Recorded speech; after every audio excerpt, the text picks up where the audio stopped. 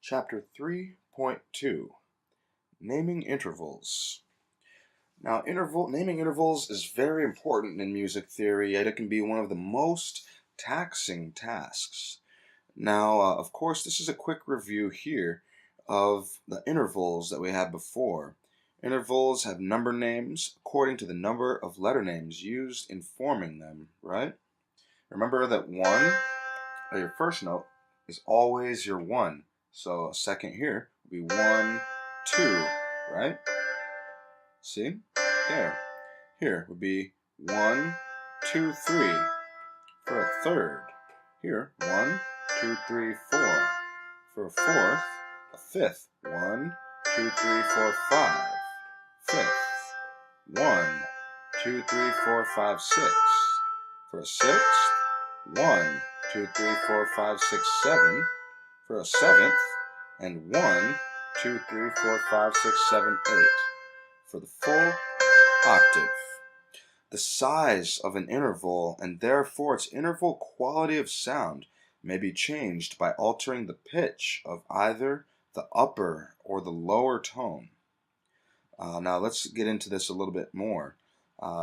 Let's take this. We have a third right here. A third has 4 half steps. Here. 1, 2, 3, 4. 4 half steps up. And changing those half steps, of course, will change the interval, but as long as the notes that are shown on the page do not change, then the naming of the interval will not change, ergo a third. Only the classification of the interval name will change as you add accidentals to change those half steps, right? So as long as it shows a third, it's gonna be a third as the interval. The type of third that it is going to be changed when you add these. Say for example, here's an example. Lower the upper tone or raise the lower tone, and the interval becomes smaller. So see, here's the major or the normal interval taken right from the scale. If we lower the upper one, that makes it smaller. Here's back to the original one. If we raise the bottom tone, that also makes it smaller, versus the original one. Now here, this is still a third because it's, see, 1, 2, 3, written on the staff, so it's still a third. But to raise the upper tone or lower the lower tone, the interval becomes larger. See, here's the normal major interval. If we raise the top one, that will give you, that is how you make the interval larger. Here's the original major interval, and to make it larger, we can also lower the lower note, right? Just by a half step only. And now, here, you'll notice if you raise or lower both tones, the same distance, right? In this case, just a half step. The interval will remain the exact same. Mainly because it's still a third, as shown here, except since you raise both of them, it doesn't get larger or smaller. See, here's the normal one. If you raise it up, the number of half steps are the exact same because both of the notes in the interval had moved. See, like that? Still the same interval, right? And now here, if you lower both of them to E flat and C flat, it will still be a major third, right? Because it didn't get bigger or smaller. Both of them had changed proportionately from the original one. But the number name of an interval is not changed by the alterations, as I was explaining. Now, further getting into naming of intervals, you'll see that a specific or quality name, as well as a number name, is necessary to describe an interval accurately and completely. So there's 2 parts to naming an interval. Naming the quality of the interval, which are these. and the number name of the interval, which are these. You need you need the quality of the interval always followed by the number of the interval to completely name it, which we'll get into in a second. The qualities of the intervals, there are 5 specific names used to describe interval quality. Perfect, as marked by P for perfect. Major, as marked by M for major or large interval. Minor, as marked by lowercase m for minor or smaller. And diminished, D for diminished. And augmented, noted by A for augmented, right? To get into these understandings a little bit more, let's go on. Perfect and major intervals only occur between the key note and the other degrees of the major scale. So basically what they're saying is only the original notes of the major scale create major and perfect intervals. How you make the perfect intervals, you don't have to do anything special to make it perfect. Perfect is just what we call our prime, our first, right? Our fourths are always called perfect fourths. Our fifths, our other prime intervals, are also called prime or perfect as well in the major scale. See, you have your perfect ones, your fourths are perfect, your fifths are perfect, and your octaves are always going to be perfect. Perfect octaves, right? All the remaining intervals of seconds, thirds, sixths, and sevenths, if they're created of the original scales of the major scale, those will always be major, as you can see here.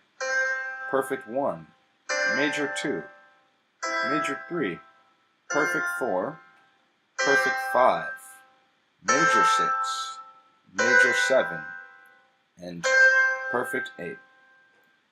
Perfect intervals you will never see being major or minor. All may either become augmented by means of a chromatic alteration increasing their size by a half step, or fourths, fifths, and octaves, all your perfect intervals and primes, of course, can become diminished only by means of chromatic alteration decreasing their size of a half step. Augmented, think expanding the interval out, right, by a half step. Diminish, think collapsing an interval in by half steps. That's a better way to sort of think of them. To show you an example of that, here is a perfect fifth right here. 1, 2, 3, 4, 5. Perfect fifth. To make it diminished, you would have to either take the top note down a half step. See here? Creating what we call a tritone. The devil's chord, as it's known as you might hear that there. So, the perfect fifth, taking it down a half step, will take you to a diminished fifth here. Also, see, collapsing it in, or here's a perfect fifth normally from the major scale pattern. And to make it diminish, you can also collapse it in, beginning from the bottom in, where you'll still have a tritone, this time from the bottom in. So like that. And to make a perfect interval augmented, using the fifth as an example, you can, as you guessed it, you can take the fifth and you can either expand it on the top here to make it augmented like that. See how it's still a fifth, except since this is expanded, it's now augmented fifth. Perfect fifth, here's your normal fifth right here. You can also augment it by expanding the bottom one by a half step here. And that will be an augmented fifth as well, because this one stays the same and it's expanded outwards on the bottom. When nothing is done to it, it's still a perfect fifth. Now, major intervals, your seconds, thirds, sixths, and sevenths, right, can become augmented if their size is increased by a half step Remember, these major intervals, they have to be major to become augmented. They already have to start from major to become augmented if their size is increased by a half step. Same way we increased the size of those intervals there. The major intervals, starting major, can become minor if their size is decreased by a half step. Once you already have a minor interval, an interval has to be a minor interval to become diminished by further, again, decreasing their size number by a half step. So let's show you a little bit of interplay about how this works. On a major 6, for example, 1, 2, 3, 4, 5, 6. So here's a major 6, right? Beginning major, right?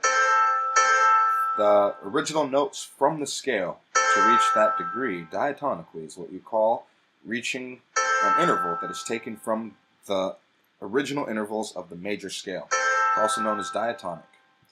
So let's see. To get augmented from the major 6, here's your major 6 normally, right here.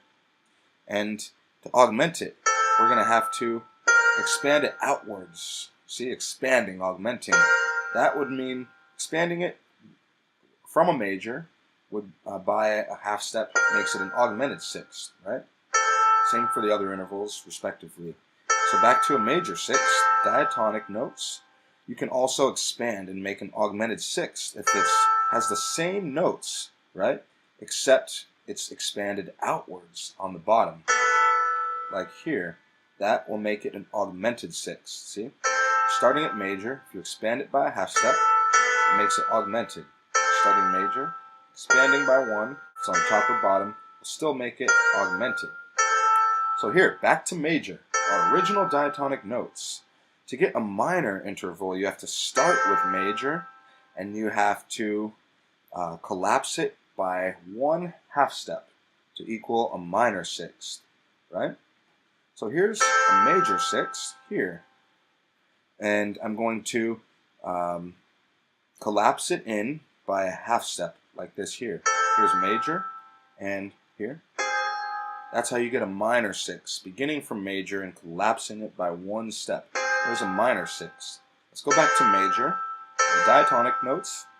You can also get a minor 6 by taking your major and collapsing in the bottom by a half step. So here, and as you see here, that's a minor 6, right? By collapsing that in there. So we'll go back to major, see? And collapsing it in by 1 will equal a minor 6. Respectively, for the other intervals as well, it would do the same thing, bringing you minor. Now, let's continue from minor, this minor 6 right here, C and A flat. To reach a diminished 6, you have to already be at minor. And say, for example, we collapse this in once from the top, right, from our major. If we collapse it in again, a double flat, right, collapsing it in twice, right, from the original major. Here's major, collapsing it in once, collapsing it in twice to a double flat, as we see here. That will be a diminished 6th, right? The same sort of aspect will apply respectively to the other intervals of seconds, thirds, sixths, and sevenths. So that's a diminished 6. Let's go back to major 6 here. And now, let me show you what it's like to reach a diminished 6 by collapsing in the bottom.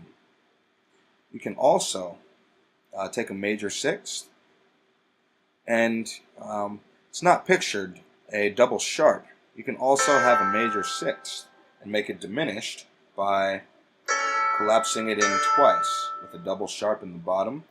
But here, you'll see if we take a major 6 and still collapse it in twice, except on the once on the top here with the flat, still, see, it's still the A and C, making it a 6 still, and then collapsing it in a second time, except on the bottom, collapsing it in.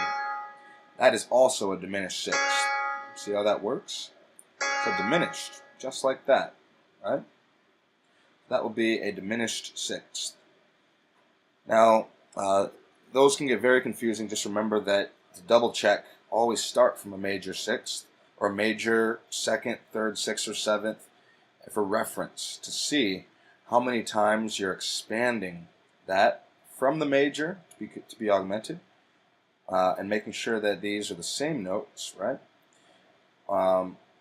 across them, or seeing how many times you're collapsing it in or diminishing it to reach a diminished or minor. This chart is a perfect example to describe those relationships. Perfect intervals, remember, never become major or minor intervals, and major and minor intervals never become perfect intervals, right? So here's a good way to think of it. I'll show you with, see this? Perfect intervals. This way is increasing the size by half steps. This way is decreasing the size by half steps. Starting in the middle with perfect intervals, I'll show you with the perfect fifth, for example. Primes, fourths, fifths, and octaves are your perfect intervals. Starting with perfect fifth. Perfect fifths like this here, if you expand or increase by a half step,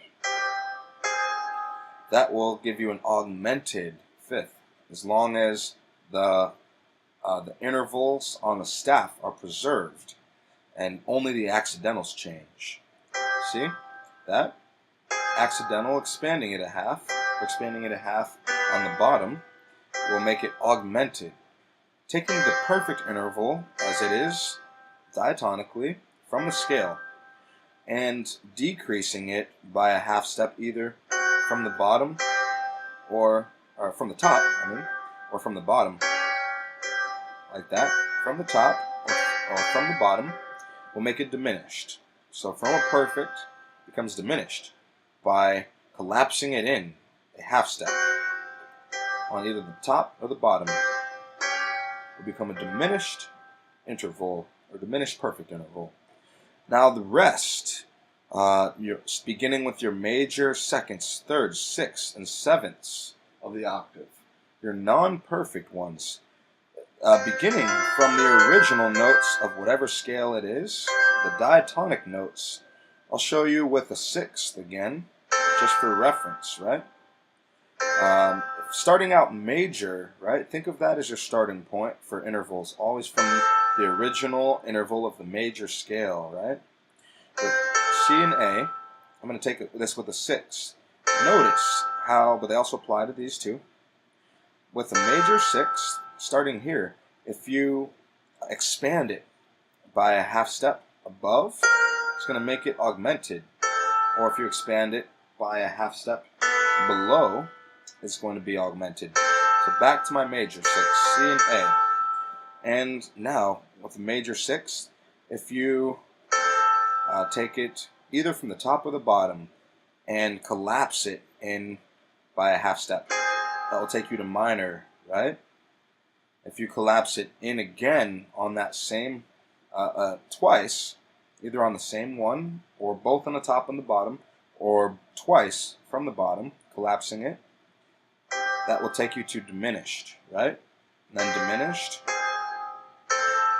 Here's your major again. Let me show you it. This is diminishing it from creating a diminished sixth from major. Here's major, collapsing it in on the top.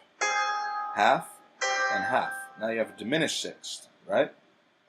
Here's major sixth again. I'm going to collapse it and make a diminished sixth, this time from the bottom, collapsing it in from the bottom. Now that's a diminished sixth. Still all the same. Now here is a major sixth here. What I'm going to do now is I'm going to collapse it once in from the top, and now I'm going to collapse it in a second time by a half step in on the bottom. That will still give you a diminished sixth. See the same thing for these others. Let me show you in thirds, just for example. Here's a major third. I'll go a little bit faster this time. Major third here. If I augment it on the top or the bottom by one step, beginning major. On the top, that's an augmented third, right? Beginning with my major third, from the notes of a third from the scale, if I expand it from the bottom, that's still going to be an augmented third, beginning with the thirds now. Remember, expanding this way and diminishing or collapsing this way, right? So here's your major third from the scale. If I were to collapse it, the top note, by a half step, that would give you a minor third. If I were to take that minor third, the top note, and collapse it a second time, that will make it a diminished third, right? And now same thing. Here's your major third, right? And my major third, if I collapse it in once on the bottom, that's a minor third now, right? Keep making sure that these notes on the staff are still the same, just the accidentals, sharps or flats, changing it. So now you have a minor third, collapsing it in once on the bottom, and to make it diminished, you have to collapse it in a second time on the bottom, and it's now a diminished third. Now, here's back at a major third. Notice if I take a major third and collapse it in by a half step on the top, here, by a half, I have a minor, and now let me collapse it in a second time on the bottom. Then that will give you a diminished third, right? And to go back to the major third, you have to uncollapse the top and the bottom now.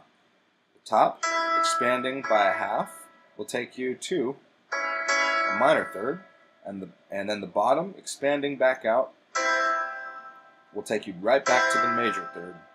This is going to take a lot of practice until you get comfortable with these. The only way to get better with them and at recognizing these is to make sure that you're practicing them and focusing on this correct way, focusing on the half steps, making sure that the intervals also on the staff don't change. As long as those stay the same, it will still be the same number interval. The only thing that changes the quality of the number interval is going to be an accidental added to that interval.